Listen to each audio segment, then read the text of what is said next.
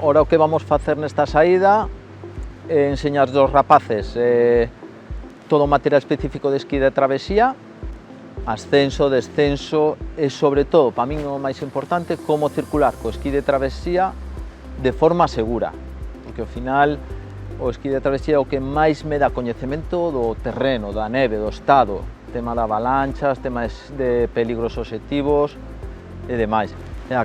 Cando acabemos estes 4 días, pois nada, polo menos que sean conscientes do que é perigoso e do que non.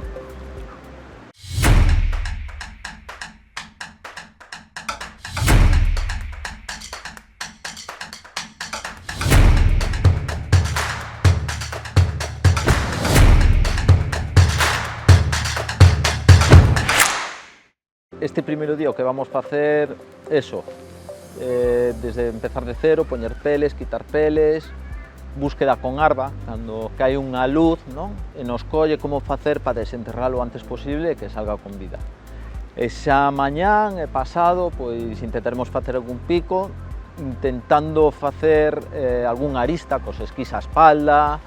Que fago agora para baixarmos esta canal? Pois facer un rappel, montalo cos esquís, tirar a corda, baixaremos, subiremos por outra loma, daqui a 2 días, cruzar outra arista ou unha arista cos esquís á espalda, e así hasta acabar os 4 días.